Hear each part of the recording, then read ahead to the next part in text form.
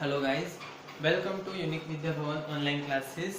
आज हम स्टैंडर्ड 12 के सब्जेक्ट अकाउंटेंसी के बारे में बात करेंगे। Chapter number 3 valuation of goodwill. So how to valuation of goodwill, इसके बारे में हम पढ़ेंगे।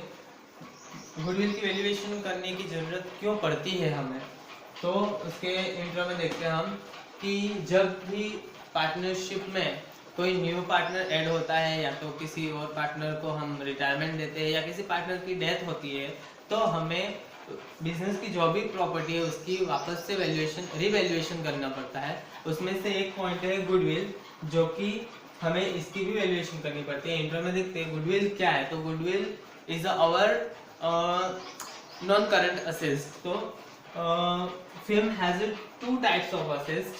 Film has two types of assets and you know very well. First है non current assets और second है current assets. Non current assets में first है intangible assets, fixed assets and long term assets.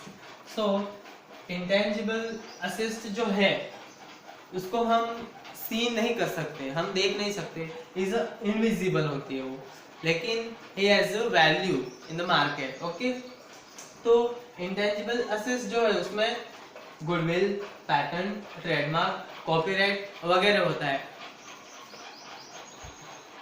हाँ तो गाइज कि हमें पता है कि goodwill we are know about that, क्योंकि हमने 11th में सीखा है व्हाट इज द गुडविल। तो goodwill is our non current assets, जो हम बैलेंस शीट में asset side non current asset के हेडिंग के नीचे इंटेंजिबल असेस्ट में उसको लिखते हैं।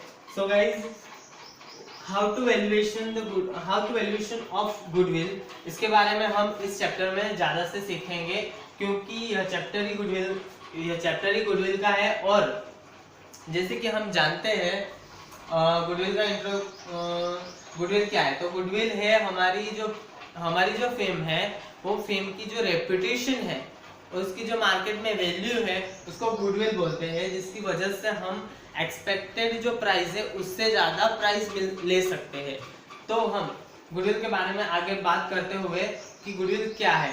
हमारा एक बिजनेस है, ठीक है, जस्ट फॉर एग्जांपल हमारा एक बिजनेस है और हमें वो हमारा बिजनेस है, उसे हमें बेचना है, ठीक है। तो हम मार्केट में उसे बेचने के लिए रखते हैं। कोई दुकान हो, जस्ट फॉर एग्जांपल एक मेडिकल शॉप है, ठीक है, मेडिकल शॉप है, उसकी मार्केट प्लेस जो है एग्जैक्ट वो बस स्टॉप के सामने ही है, ठीक है। मेडिकल शॉप जो है वो बस स्टॉप के सामने ही है, हमें अब वो बेचनी है, हमें अब चलानी नहीं है, हमें अब वो बेचनी है।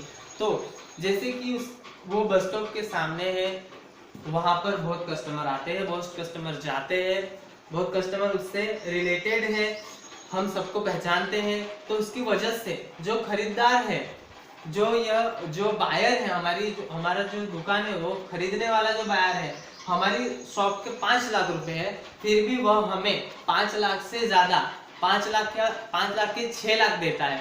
तो वो जो एक्स्ट्रा 1 लाख है, एक्सपेक्टेड जो प्राइस है उससे ज्यादा, मतलब 5 लाख की जो प्राइस हमने डिमांड की थी उससे एक्स्ट्रा 1 लाख जो दे रहा है, वो 1 lakh as called as goodwill, उसको हम गुडविल की नाम से जानते हैं। तो गाइस गुडविल, जैसे कि हमें पता है गुडविल नॉन करंट असेट्स में लिखी जाती है और वो बैलेंस शीट में बताई जाती है। इसकी वजह से हमें उसकी भी रिवैल्यूएशन करनी पड़ती है। कब? When we added new partner और retirement any partner. Okay guys, so guys हमने इंट्रो में देखा कि how to valuation of the goodwill, और गुडविल को हम कैसे पहचानते हैं, गुडविल कहाँ लिखी जाती है।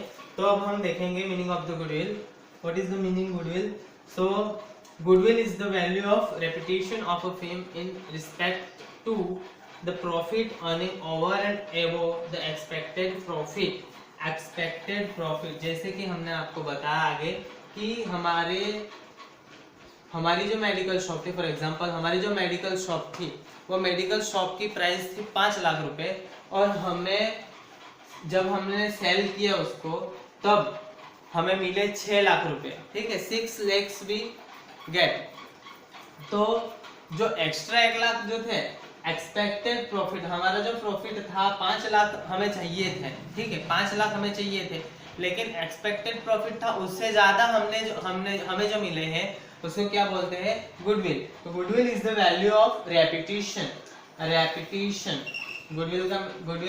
Goodwill means repetition. मार्केट में हमारी जो शॉप है, हमारा जो बिजनेस है, उसकी रेपिटेशन क्या है, उसके आधार से, उसके बेस पर हमें गुडविल की प्राइस फिक्स होती है।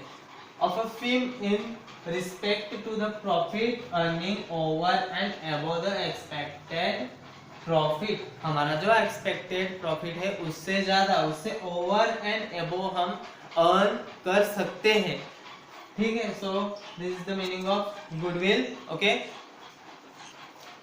गाइस, तो हमने मीनिंग ऑफ गुडविल देख लिया है। अब we are learn about factor affecting valuation of goodwill. Okay, so कौन से फैक्टर्स है जो गुडविल को इफेक्ट करते हैं, ठीक है। तो उसमें फर्स्ट है नेचर ऑफ बिजनेस। ओके, तो factor affecting valuation of goodwill में फर्स्ट है nature of business is the main topic, क्योंकि it's totally depends on your business. Okay guys, तो आपका बिजनेस कौन से टाइप का है, type of your business, it total depend on your business. Second thing is the location of business. What is your location of business, वो main topic है। आपका business का लोकेशन क्या है। अगर आपका बिजनेस मार्केट से बहुत दूर हो, ओके, वहां पर कोई कस्टमर आ जा नहीं सकता है, वहां आपको कस्टमर को आने में प्रॉब्लम होती है, तो आपके यहाँ कस्टमर आएंगे नहीं आएंगे, क्योंकि जहां पर जल्दी पहुंच सके, जहां पर कस्टमर का टाइम बचे, वहीं पर कस्टमर जाएंगे। जहां अच्छा प्रोडक्ट मिलता हो, जहां कम से कम समय में वह प्रोडक्ट ला सकते हो, उसी जगह पर कस्टमर जाएंगे। तो गाइज हमने जो हमने मेडिकल का एग्जांपल लिया था वही हम आगे ले जाते हैं, ठीक है। लोकेशन ऑफ बिजनेस, तो हमारी जो दुकान थी वो बस स्टॉप के नजदीक ही थी, एग्जैक्ट सामने थी, ठीक है, बस स्टॉप के। तो क्या होता है कि बस स्टॉप पे हर गांव के लोग बस स्टॉप पे आते हैं, उनको ट्रैवल करना होता है, इसकी वजह से सब लोग वहां पर ही इकट्ठा होते हैं। तो जिसी को भी दवाई लेने की जरूरत है वो आपकी दुकान पर ही आएंगे, प्लस कि आपकी दुकान पर दवाई अच्छी मिलती है, सबका टाइम बच जाता है, यहाँ से वहां जाने में टाइम बच जाता है। तो लोकेशन ऑफ बिजनेस, ठीक है, आपका बिजनेस का लोकेशन ठीक होना चाहिए, जहां से आप सब कस्टमर को अट्रैक्ट कर सके, ठीक है, सब कस्टमर अट्रैक्ट हो सके आपकी दुकान से।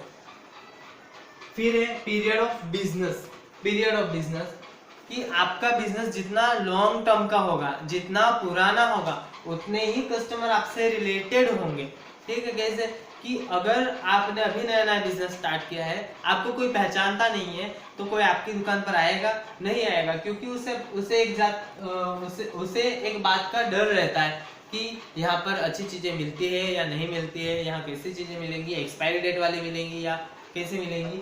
इस वजह से पीरियड ऑफ बिजनेस ये बहुत ही इम्पोर्टेंट टॉपिक है, क्योंकि अगर आपका बिजनेस पुराना है तो many customers are connected with you, और आपकी दुकान पर आएंगे वो सब, क्योंकि आपको पहचानते हैं, आपको फोन करके पूछ सकते हैं वो लोग कि ये चीज है आपकी दुकान पर, वो चीज है आपकी दुकान पर, जैसे कि वो उन लोग को जो चीज भी चाहिए वो लेने के लिए आपकी दुकान पर डायरेक्टली आ सके और आपसे कनेक्टेड रह सके।